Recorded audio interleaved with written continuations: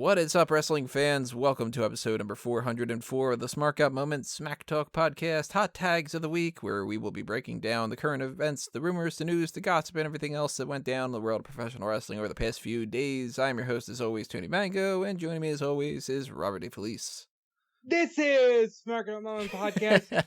Today we'll be jumping into the hot tag. This is by no means for the juggalos and the juggalos. This is not for the juggalos and juggalettes. Don't try this at home, and I hope you like it. Whoop, whoop, whoop, everybody. How the hell's that guy getting booked all over the place? Did I showed you, right? Okay, first hot tag. Atomic Revolutionary Wrestling, October 11th. Superhuman. The Juggalos and Juggalettes guy will be in a fatal 5-way match with some guy named... I'm forgetting the name, hold on. I gotta go. Some guy named... I'm forgetting the name. Wow, that's a very forgettable name. I gotta go to my Twitter DMs. See this? Alright, so Jerry Swirls, Chuckles, Shark Boy, you know Shark Boy. Goddamn, Shark Boy's in it. And fucking Joey Ryan. That's crazy. But credit to the dude. I mean, I find watching his Facebook stuff more entertaining than a lot of other wrestling promotions. So I'll give him credit where it's due on that. I mean, the hashtag is Cornette will hate us. This is where we are in 2019. Cornette's gonna hate a lot of things in 2019. Goddamn. Motherfucker. So we got a couple things to talk about. To be perfectly honest, this is not the strongest week for hot tags, and it's fine.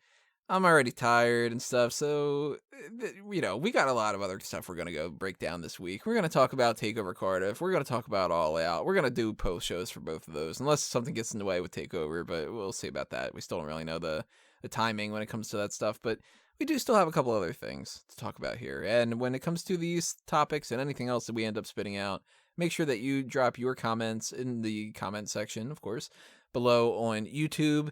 And while you are doing that, ring that little bell, subscribe to the channel, give us a like, do all the standard kind of stuff like that. If you're on the audio only side of things, Spotify and Google Play and iTunes and Stitcher and whatnot, you're not going to be able to leave a comment, so head on over to YouTube and do it that way, or just go to smarkoutmoment.com. There's a discuss thing below on that, and that's another way that you can chime in your opinion, or tweet at me, or, whatever, I don't know. Send a carrier pigeon. Maybe it'll come my way somewhere. Let's talk about podcasts. We're a podcast. We do podcasts. WWE is getting into the podcast game more so than before even. They're going to launch the WWE Podcast Network with their partner Endeavor. And there's been very little information about exactly what their game plan is, of how far this is going to go, how many shows they're going to have, which shows they're going to have. A lot of that information that would really be kind of the meat of the bones of what to talk about. But that's a speculation thing. We'll get into that in a minute. But first things first, what's your first impression of the idea that they're going to have this WWE Podcast Network? Same thing when WWE announced that they were going to start having serious women's wrestling matches. Wow, you're late to the dance.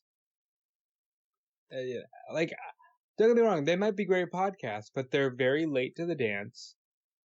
Conrad Thompson said in the Total Engagement podcast with Matt Coon, and I keep quoting this because I think this is the end-all be-all of what I think, the golden era of wrestling podcasts is gone.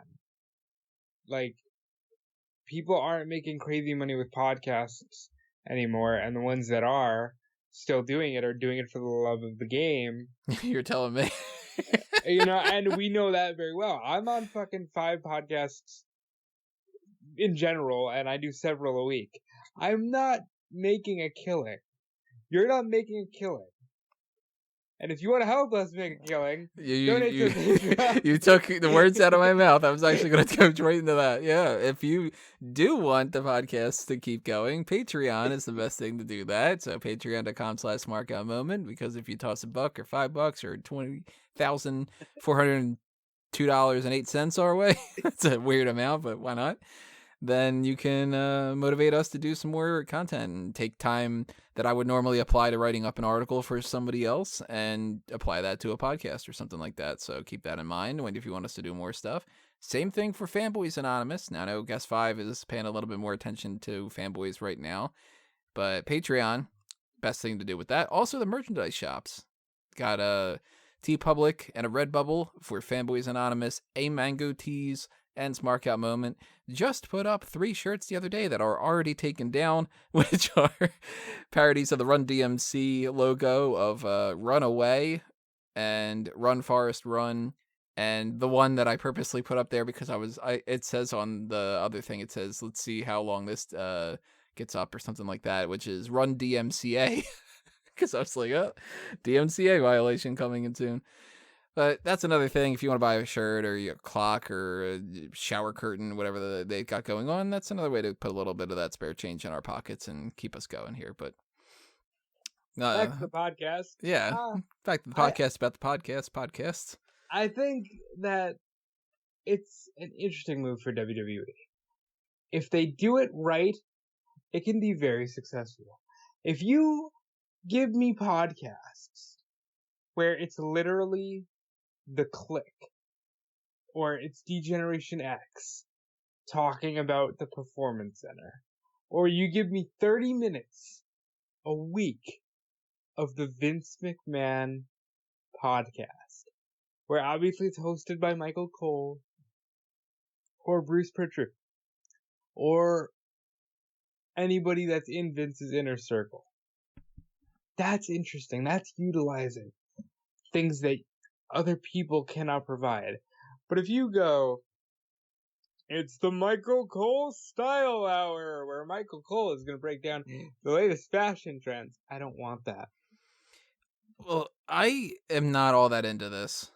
And it's not just because of the idea that I got my own podcast and I don't have the time to listen to these kind of things and stuff like that. But I do feel like they are late to the game and that they're not going to get anything good because there's an overloaded amount of podcasts as it is out there when it comes to even people like us who are talking about that stuff and we're not directly involved, but we are part of like the quote-unquote journalism pundit side of things. But look at just the amount of the wrestlers that have their podcasts. There's Jericho, Austin, Jim Ross, Jim Cornette, Colt Cabana, Ric Flair.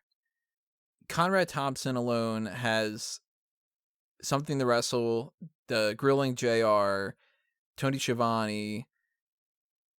Who else am I forgetting that he's got going on? And the Arn Anderson podcast is officially starting in September. There's an Arn Anderson one. There's Taz has one. There's the Sam Roberts one. He's not a wrestler, but still, it's, whatever. Edge and Christian have one. Lillian Garcia has one. Jerry Lawler has one. Jim Cornette has 2. There's X-Pac has one. Vince Russo has one. There's bro. There's a million of these things. This podcast game. Don't cut me off here, Tony. I'm going.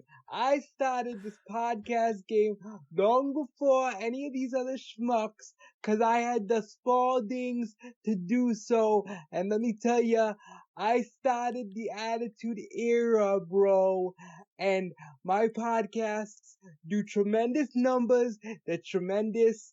I tell you what, gonna build I like halfway went into Trump there, but you get the idea. It started off really damn good, though. I gotta give you that. Yeah, that's something I now do on the WrestleZone Daily.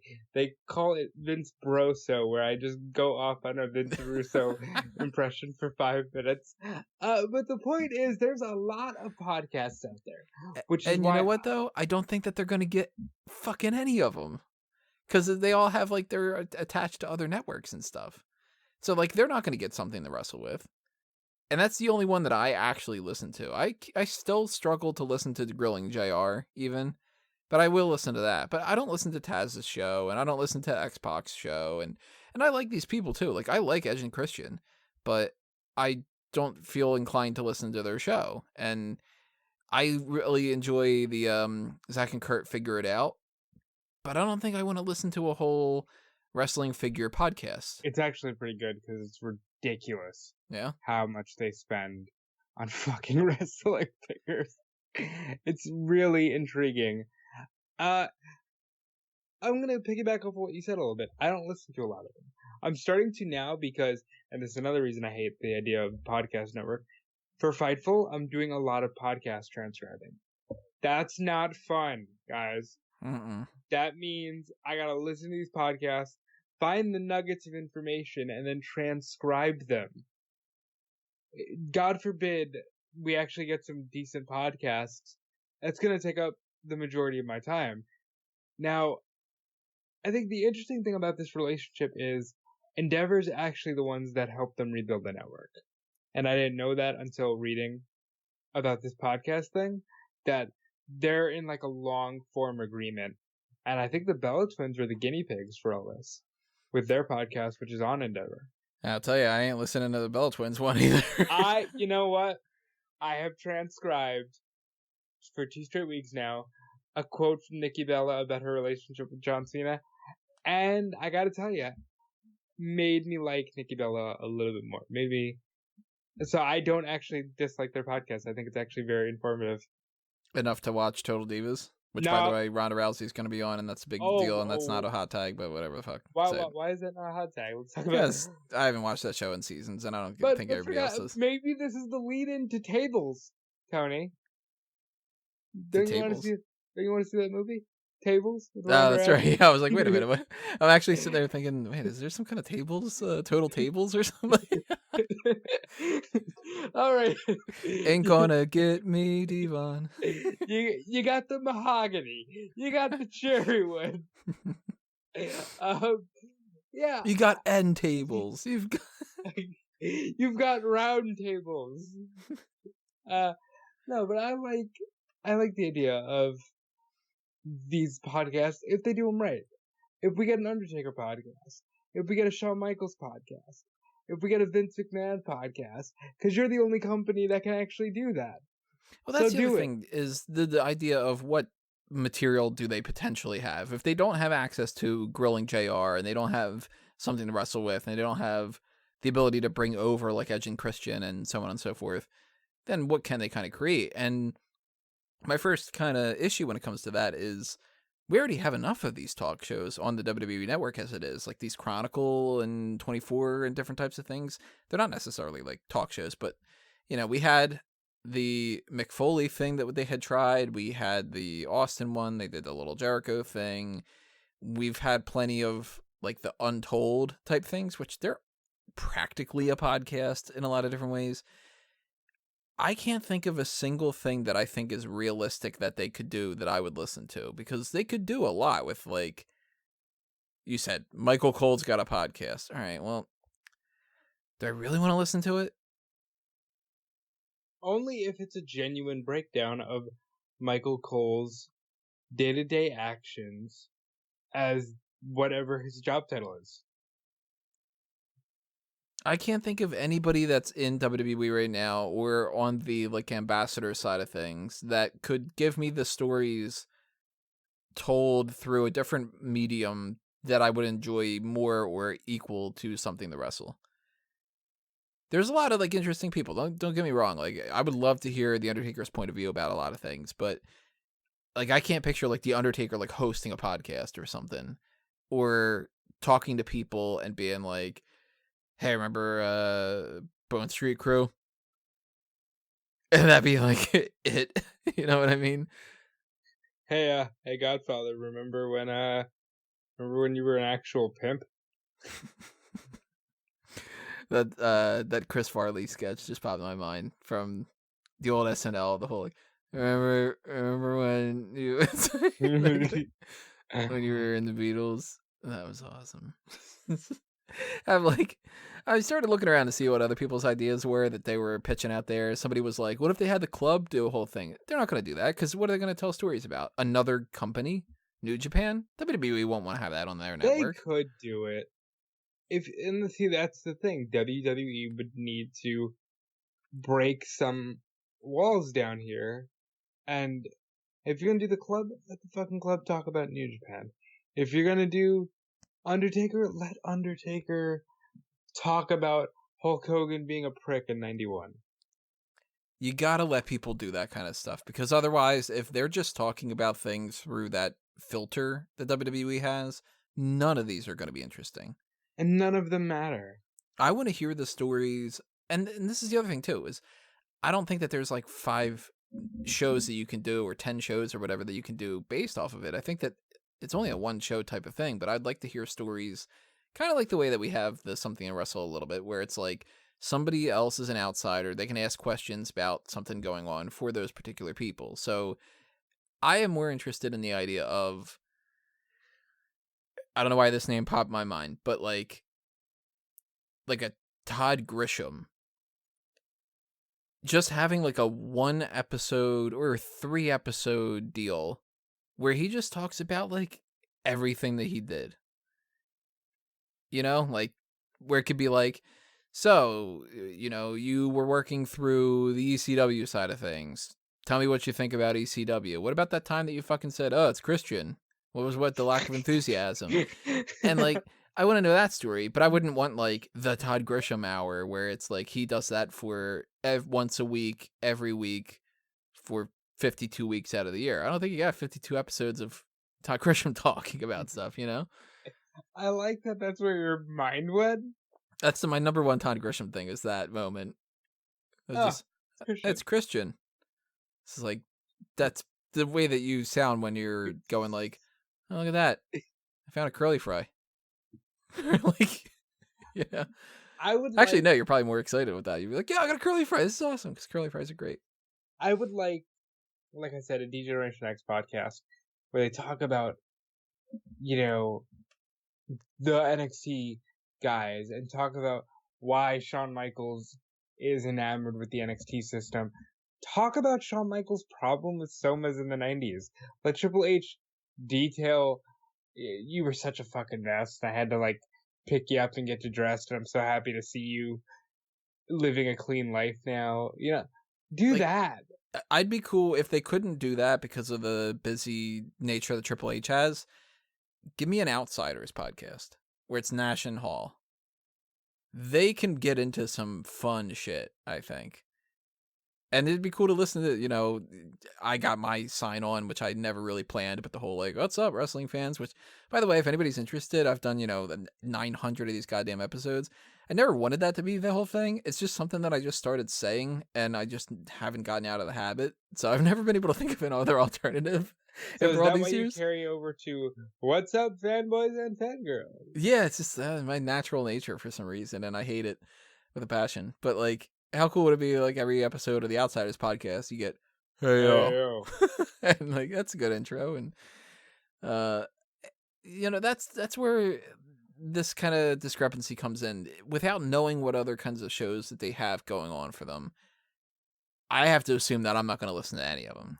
Because I don't listen to Lillian Garcia's podcast, and I don't listen to Taz, and I don't listen to Cornette even. And I like Cornette. He's a funny guy, but like, I just don't have the time to listen to that. If I were to listen to every podcast that happened like that, I wouldn't do anything but wrestling, you know? And that's just WWE related shit. I'm not even watching Ring of Honor. I'm not watching Impact. I'm not watching New Japan. When AEW comes along, I don't even know how I'm going to find time for AEW, because that's another 2 hours to every week. I might not even be able to do that. So, yeah, I'm not going to... NXT. On top of spaghetti, all covered with cheese. And with, like, one of the suggestions I had seen online was, like, what about stories from the referees, like Mike Chioda and Charles Robinson? Yeah, that'd be kind of fun. Shout out to fucking Chad Patton, who had no idea was still with the company and took a pretty cool bump tonight. Yeah, referee Chad Patton. Haven't heard that in a little while. But, you know, yeah, like, that would have to be, like, a show with a revolving group of people, and not like John Cone and Robinson and Chioda all have their own podcast. You know what I mean? So John Cone does a father podcast with Nicholas. God damn it, of course he does. Well, no, I'm saying, like, how good would that be? Oh, okay. I think he was being serious about that. I'm like, well, it's a referee and a former World Tag Team Champion. But You know what? They'll never do it, but that would be kind of funny if they were to have Nicholas host a podcast and he could get his schoolyard friends to talk about wrestling, where they could just be like completely unfiltered, and it could just kind of be like, I don't like Sasha Banks and she changed her hair blue. She's mean, and like the Nicholas and Izzy podcast, where it's just like a 10-year-old boy and a 10-year-old girl. Are we like shipping the two of them now? No, I don't know if we're shipping the two of them. I mean, maybe. You know, wrestling has a lot of great relationships, don't they, Tony? Oh, wasn't there supposed to be some kind of a Holy Foley announcement thing tonight? Was there? I came across something about like something about Holy Foley or whatever, and nothing happened. So thumbs down, whatever that was supposed to be. This wrestling couple reminded me of Noel and Frank the Clown. Frank, yeah, lucky guy. So this podcast network thing, it could be great, or it could be a side of the WWE network that I don't ever click on. But I will say, if WWE wants Smark Out Moment to be on there, you know, I can be bought. We'll give you $5. Well, that does get you something on the Patreon. Call me up, Vince. It's not on my tights, but still same thing. Let's talk about... Fuck it. Let's go outside of WWE for a little bit. Let's talk about the XFL. They announced the teams. Only 8 teams. Which, off the top of my head, I don't know how many are in the NFL. Teams are in the NFL. I'm assuming like it's like 16 or 32 fucking teams. Jesus Christ. Okay. So that's quite a bit less. But then again, that kind of makes sense. They are starting with virtually nothing. So they can't expand. And if the XFL works out really well, I'm sure next year they might get another team. And then the next 2 years they might get another whatever like that. But I wanted to go down the group here. We got the names, we got the locations, we got the emblems, the logos for them. Dallas Renegades. Not the worst name of the 8, but not my favorite. Not my favorite either, but I like the logo. That's cool. I like the majority of these logos. I like. There's only really, for the most part, there's 2 that I don't like. There's 4 that I'm not really all that big on, so kind of 50-50 about them. But if you had to guess what my favorite team name and logo is, which would you say? Maybe the Battlehawks? That's Callum's. Ah. I love the Guardian. I love the name, the New York Guardians, and I like the logo. The New York Guardians is not a name that stands out to me as like super great, but it doesn't need to be really flashy because, I mean, we've got like the Raiders and whatever, so I'm cool with that. It's a little bit weird to me that the Guardians logo has that thing where like the S is bigger and all that. I've never been the biggest fan when logos do that. They do the same thing with Defenders too. But Guardian being, I'm assuming that's a lion, or is that like a saber-toothed tiger? I'm not actually sure.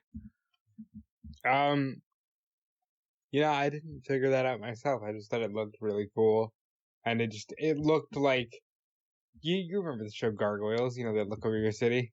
Yeah, it looked like that to me.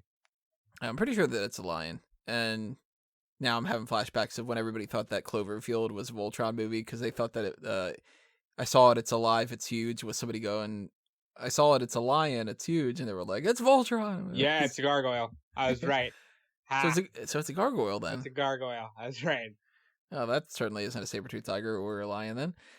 Well, that's slightly better, but then again, I like the logo. Like, I'm confused about what fucking animal or whatever it is, but now I like it a little bit more that it's a gargoyle.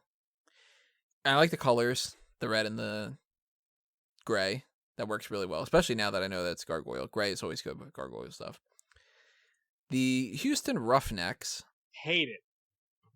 This is in my my like not quite bottom tier. It's not my least favorite out of this. But you know how people have been doing those tier lists on YouTube? It's like the S tier and the A, B, C, D, whatever like that. This would be like my C. it's like an oil platform thing, which just reminds me of other ones. Like they're just ripping that off of was it Tennessee, I think? Wouldn't know. Yeah, I'm drawing a blank on it now. Not the biggest football guy, obviously. But that's the name, the Houston Roughnecks, it's not bad. It's not great. I'm okay with it. I don't know. I don't like it. It just rubs me the wrong way. And I think, I don't know, it's just cheeky. And a lot of these are cheeky. But More to me, I don't like the idea that there's only 8 teams, yet 2 of them are in Texas. I know, fucking Texas. Like, why do certain other big areas not have a team, if that's the case? My least favorite, the LA Wildcats. Yeah, that's pretty basic. Basic logo, too. Just an Lame. L and an A? Lame. Like, that's You can't, not a... If you that can't is spell supposed to lame be... without Yeah, LA. if it's supposed to be anything related to a Wildcat, where, like, the L and the A do that, I'm not seeing it at all.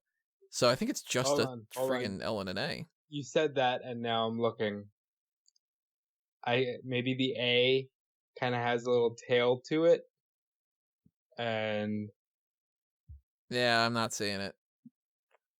yeah, well, maybe. Now I would need to look at it more, but maybe. And then the colors, like, I don't like that mustard and ketchup kind of combo. But even more so, the thing that struck me is this, and everybody that's listened long enough knows, big Simpsons fan from the first 10 seasons. Who are we? The Wildcats. Who are we going to beat? The Wildcats. See, I How immediately go to the 2006 original High School Musical with the Wildcats, because that's the whole team name. So every time I see that, I just think Wildcats, not Chris Harris. Everything is Wildcats. Like, there's probably not a single county in the entire United States that doesn't have a team that's named the Wildcats. It's just the most bland friggin' it's literally the most bland name that I could think of to name a sports team. And they couldn't have thought of anything better. Is Mark Marrow the mascot? That'd be the LA Marvelous.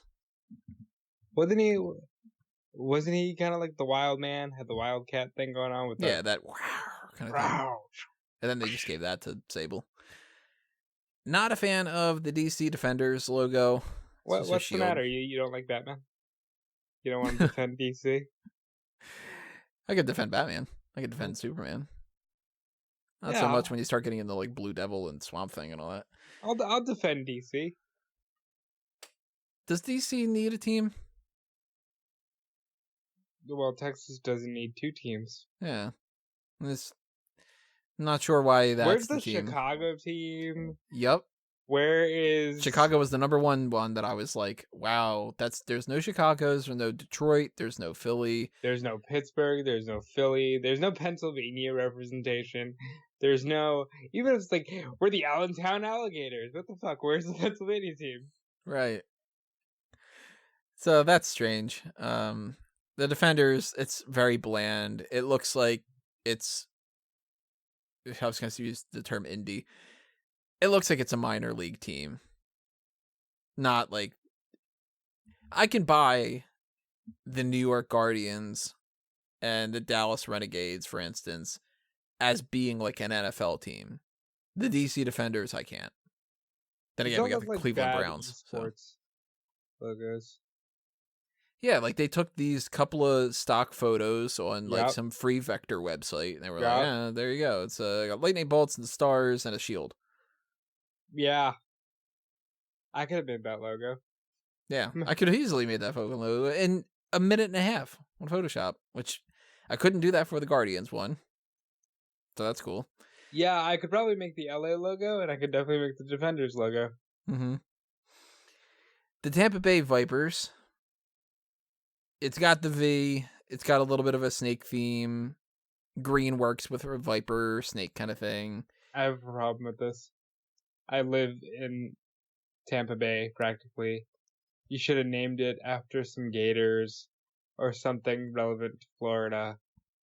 The Vipers. I mean, it's a fine looking logo, but it doesn't scream Tampa Bay to me. I still think they're missing out on the Tampa Bay Florida men. The Just Florida man wins another whatever. Also missed opportunity for St. Louis because St. Louis Vipers, Randy Orton, baby, woo. No Minnesota team as well. Oh, there you go. Minnesota, Chicago, and Vegas. No Vegas one. Las Now they're Vegas. Like just coming up a whole bunch of these now. There you go. We got rid of one of the two Texas teams, and we got rid of the DC team. There you go. And there's the St. Louis Battlehawks.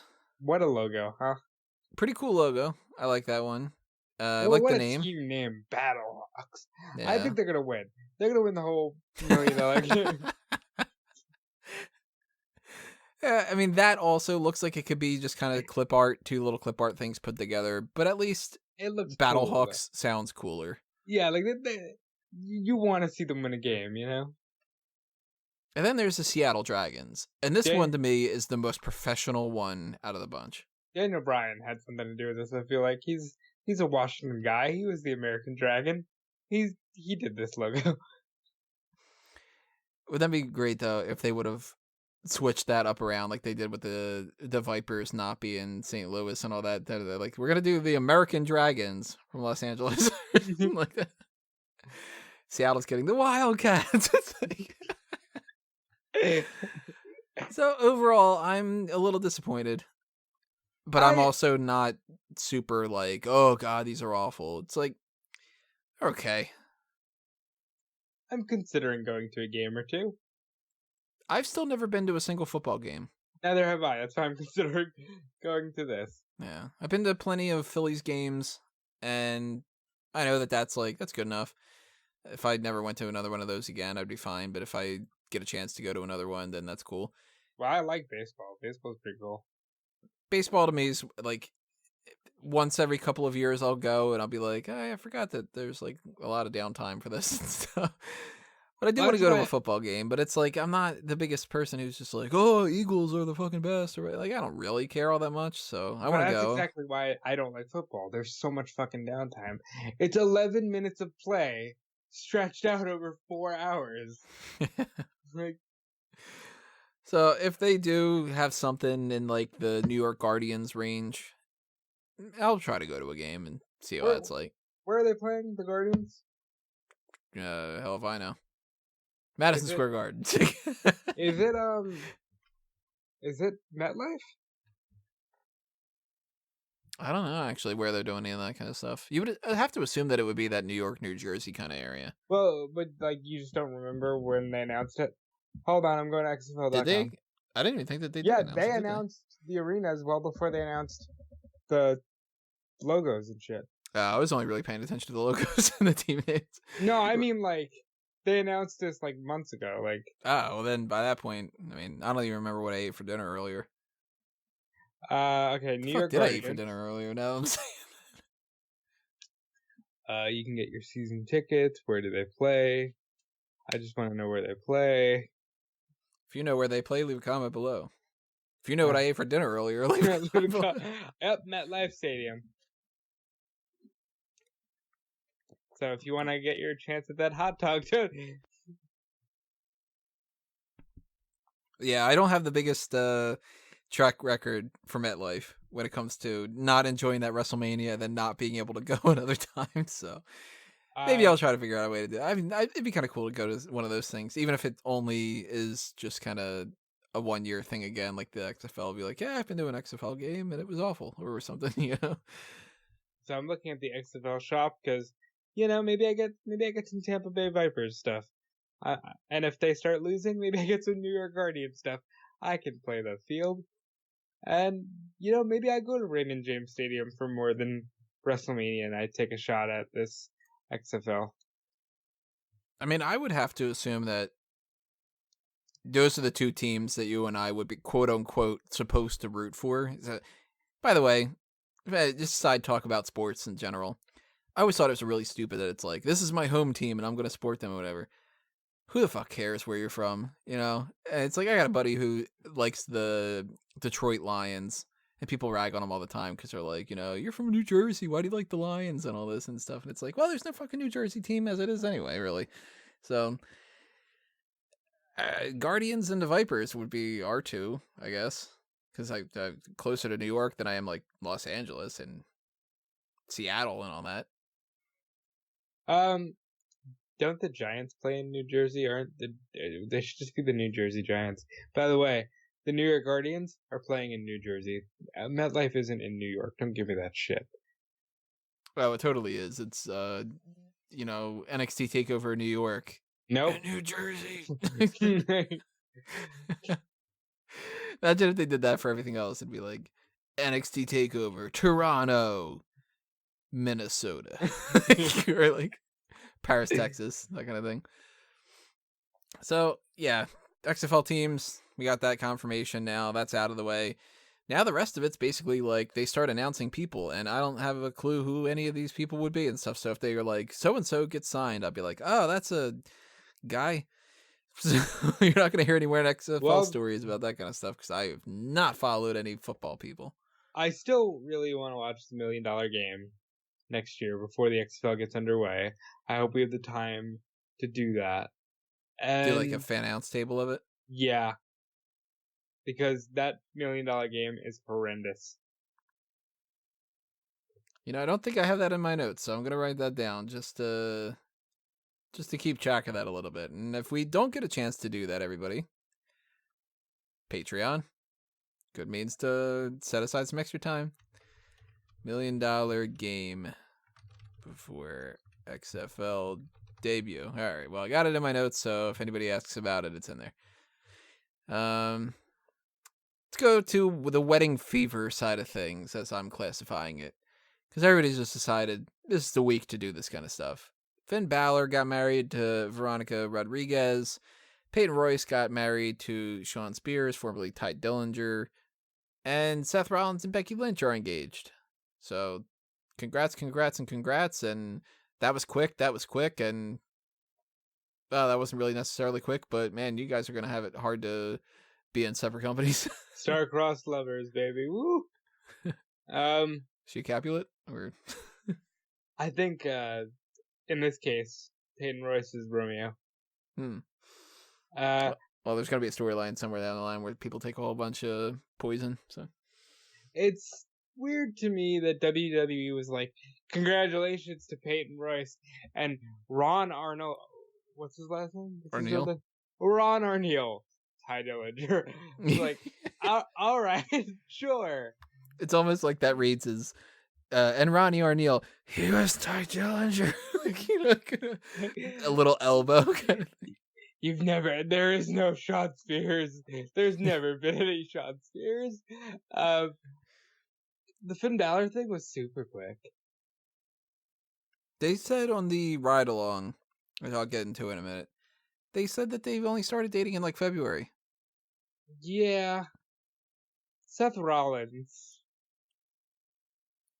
That's about all I want to say because I was like, where's he going with this? Well, I want to go somewhere, but I don't want to get bogged down in this, like, well, you don't have the best track record, pal. Like, I don't know. I like them both and I want them to have a happy life, but I also worry that Seth Rollins is Seth Rollins. I think, you know, more importantly, all of this wedding fever has reminded me that I'm very much single. And you know why that might be? Because I hear women like guys with extra cash, and if you want to help out with that, you can donate to Patreon. And if you want to cut the chase and just help out with the dating side of things, and you want to go on a date with Rob, hit up that Tinder. That's right. Callum is listening to this like, what the fuck? They're all over the place. He's like, why did you guys start recording at 12 o'clock? You know what, though? Because we've got shit to do. Yeah, like, hold on. We work for Fightful, eWrestling News, The Ring Report, Bleacher Report, all of these sites, it's you and me, in some way, shape, or form. we could use this to blow off some steam. There's Yeah. nothing wrong with that. I'm pretty sure I got a Steam account. Steam That's how it is works, good. right? I've used it for one thing. I downloaded GoldenEye Source and I played it one time, couldn't figure it out, and I was like, oh, this isn't for me. I have a very large library of Steam games. So I never get to play them because I'm always working, but it's pretty good. You know what I could go for right now? What's Some that? steamed hams. Steamed hams. Steamed hams. And you call them steamed in spite of the fact that they're obviously grilled. Yeah. Well, you see, if you could just excuse me for a moment. God, I love that fucking episode. That's 22 Short Stories to Springfield, everybody. If you have not watched that episode in a while, go rewatch that. It's easily one of my top 10 favorite episodes of The Simpsons ever. Simpsons World is free if you have cable. Yeah, so the Rollins and Becky thing, that's quick, but hey, sometimes quick things work out pretty well. It's been quick for Balor and Rodriguez. They only started dating a little while ago, and they ended up getting engaged pretty quickly and that kind of stuff. And obviously, Seth and Becky are not married yet the same kind of way, so I think that Balor and Vero are actually quicker overall. Because wasn't Balor still dating Kathy Kelly, like, early this year, or like tail end of last year or something like that? It's hard to keep track of because, to be perfectly honest, I don't really fucking care. Reportedly, I know some other people said she was dating the Velveteen Dream, and I'm like, I don't know. Yeah, she recently shut that all down, said that she's painfully single or whatever, deleted some pictures of the two of them together. So this is almost kind of like the opposite type of week. It's like, Seth and Becky, that's congratulations. Oh, Peyton and Shawn, congratulations. Oh, Finn and Vero, congratulations. Hey, Kathy, you know, donate to the rainforest thing that's burning all hell. Poor Kathy. And she's a catch. She'll find some. I mean, it's practically in her name. Catchy Kellens. Kellens? What the? I'm looking at the Rollins thing. And I'm Catchy Kellens. Good old Catchy Kellens. That's if she had started dating Rollins and you just mix those two together. It's like that Brangelina type of crap. So I was right along. Right along was not all that great. I say skip it overall. It was Seth and Becky in one car. The other car was the Viking Raiders and Sarah Logan, which I know you love that. Right? That was your favorite, right? The big takeaways I got are they really fucking like this Viking shit. Like, this is not an act. They are obsessed with this. It's not, yeah. They're talking about that they're going to do this Viking thing later on this week. They're talking about that they got this Viking thing in their basement where they have like this special shower thing and whatever. And they are real friggin' into that, which I couldn't see myself doing that. I've never even been to a Renaissance fair. Really? You seem like you'd be the kind of guy who would. Nah, not a fan of history. Callum right now is like, God damn it, you don't like history either? It's like, yeah, that was not really great. They did a whole who knows Eric Rowan, who knows Eric/Ray Rowe better. That wasn't really all that fun. The big takeaway that I got for the Seth and Becky thing that I just thought was funny was they mentioned that they did that thing before. I don't know if you've seen it before. I think it was in like a 24 or a Chronicle or something where when they did that Becky and Sasha and Charlotte match at WrestleMania, and they did this Mattel thing where they were talking about like, well, to commemorate that, we're going to have these figures. And they had one for Charlotte and they had one for Sasha, but they didn't have one for Becky. Yeah. Well, they did a thing recently with the Becky 2 belts where they gave her this Barbie that was like a custom thing and it's got the 2 belts and stuff. And they very quickly said, we may be looking for somebody to purchase that and whatever like that. And then they did this quick cutaway to a cutout thing of Ryder and Hawkins and like the money going up and it's him saying like, oh, I got to get that and whatever like that. I thought that was kind of funny because it's like, you know what? That's probably the person who would end up buying it.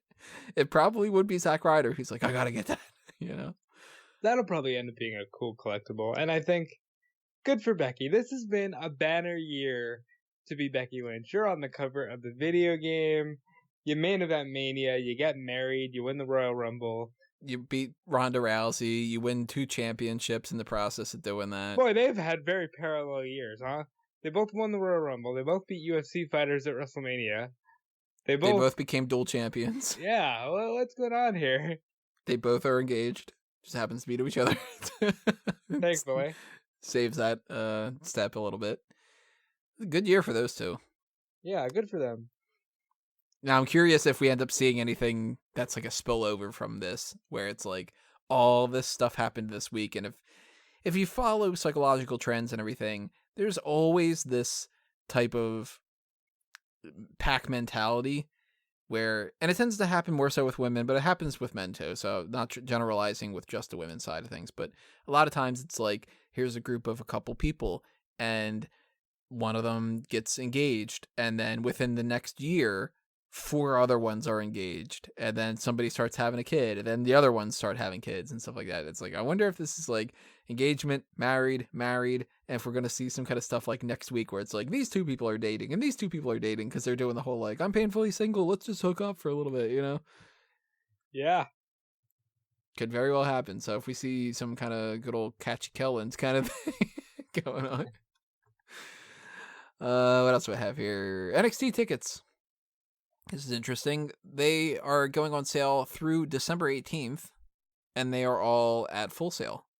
Yep. So that means at least through December, they don't have plans to start doing this as a live weekly touring side of things, which I think is the right call for right now, at the very least. Good. Keep it that way. You have no reason to leave. Not necessarily until they start seeing that the crowd isn't as passionate anymore because they're doing it every week.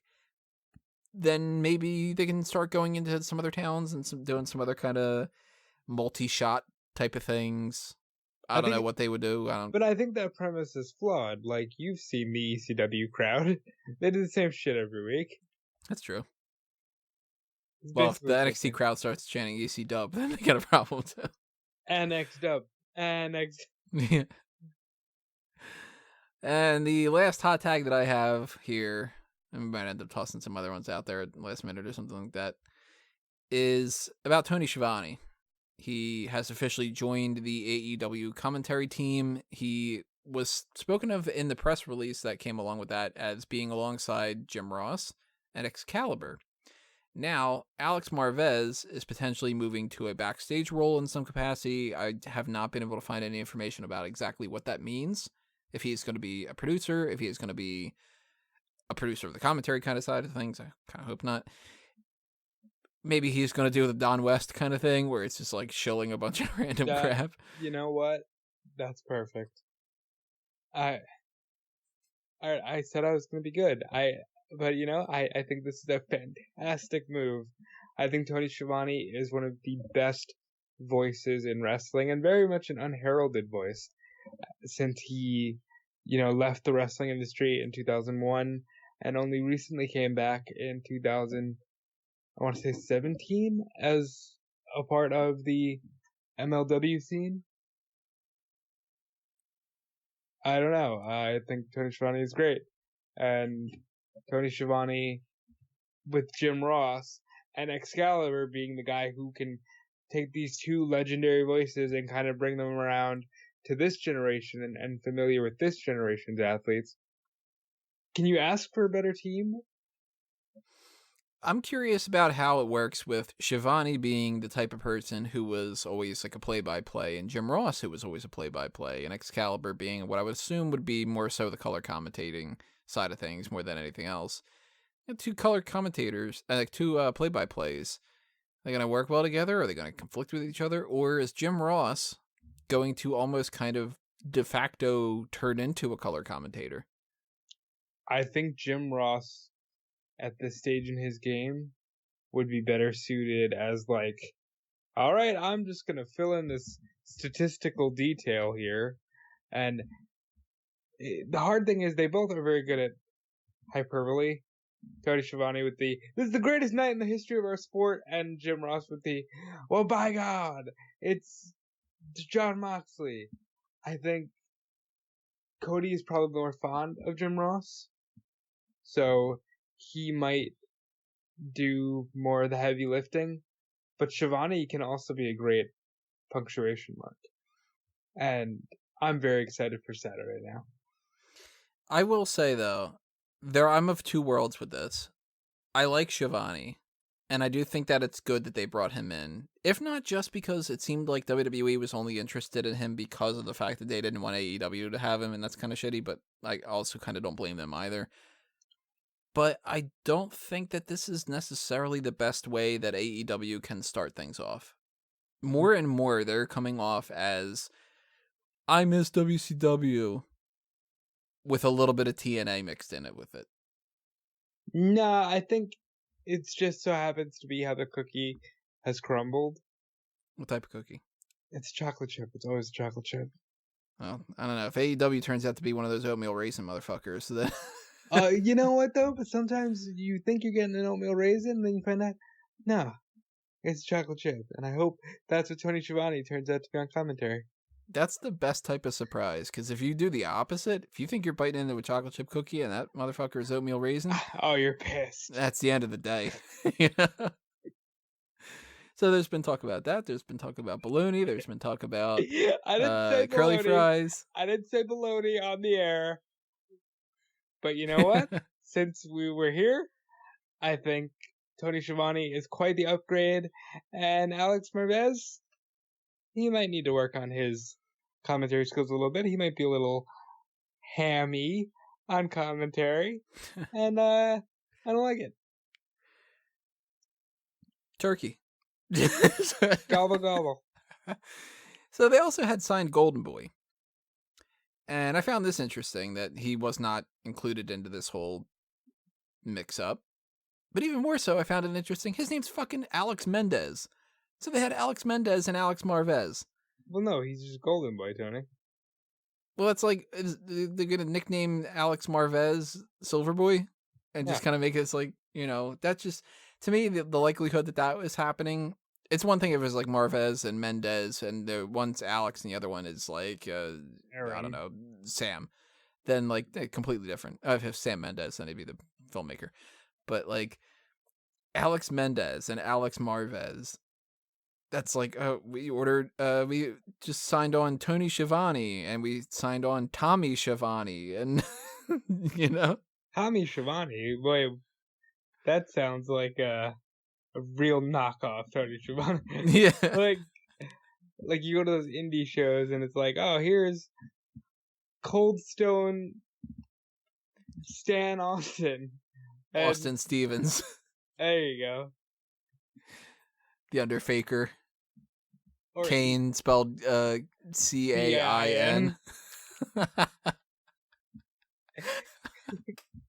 The Sand hyphen man. Where instead of smashing beer over his hand, over his head, he's just like hitting himself with a fucking water bottle. Yeah. Yeah, I watched this show. Why not? It's a little sandy. Instead of Mark Middleton, it's like Mark Topton. Mark Upperton. Yeah. I could go on all day with this, but where do you think Goldenboy's gonna get in here? He'll do the shows that JR does not want to do, so if they keep doing like Fight for the Fallen kind of stuff, that's where Goldenboy will fit in. So I don't know how this is gonna factor into All Out, if Schiavone is gonna start then, or if this is gonna be a matter of only starting with the TV shows or whatever.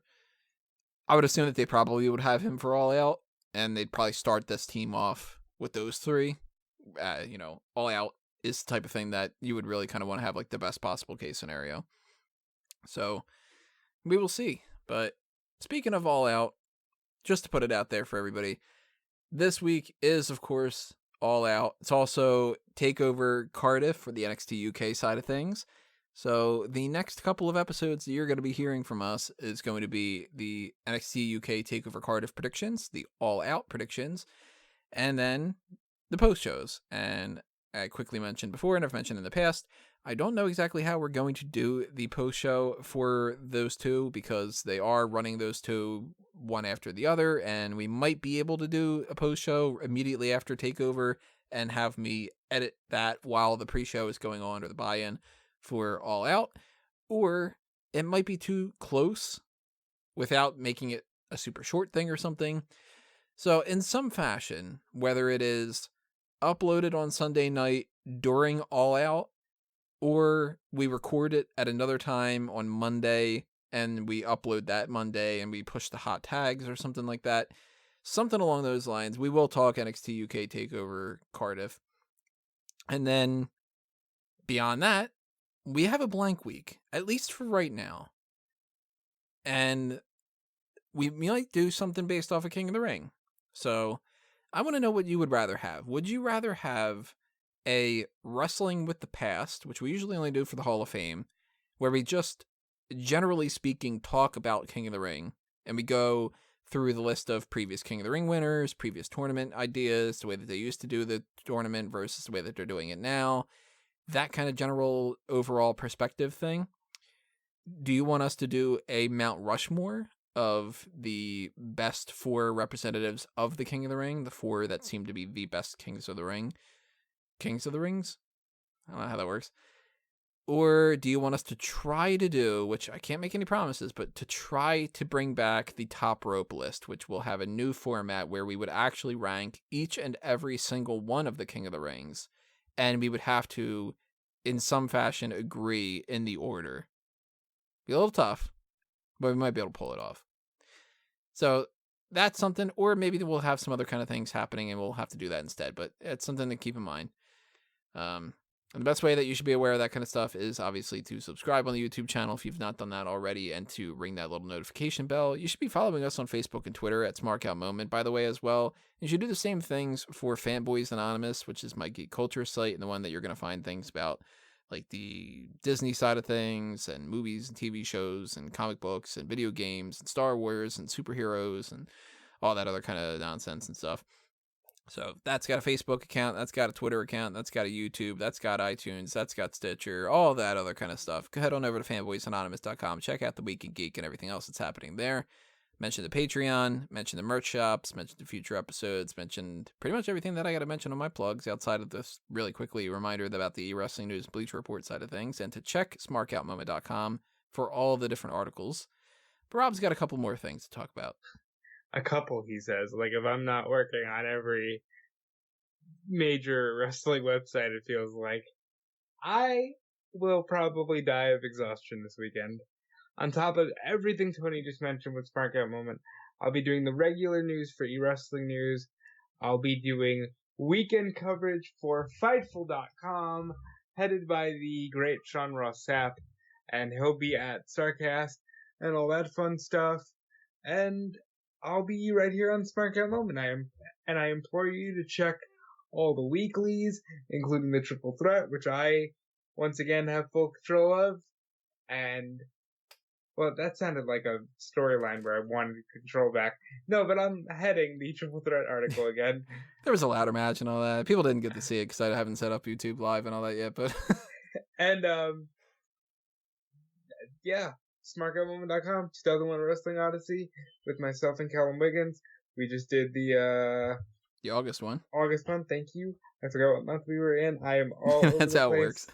You know, we did 9 episodes of that already, and I gotta tell you, all bullshit aside, Callum, if you've listened to this mad dash of a podcast, it's been fun going on this journey with Callum, who is a great historian for professional wrestling, and we're coming into the home stretch with the final 4 months, and I'm looking forward to joining that journey even more.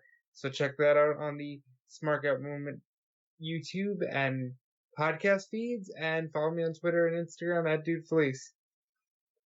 All right, everybody. Thank you for listening to this edition. Thank you for all of your love and support, and we will see you next week. This has been another Smart next week. Wait a minute. I'm jumping ahead already. Yeah, I'm like, do I want to end this already? I'm like... You've ended the week. Yeah, that's an indicator of how this is going already, everybody. We will see you next time, which will be Wednesday at some point. This has been another Smart Out Moment, and we're being counted out.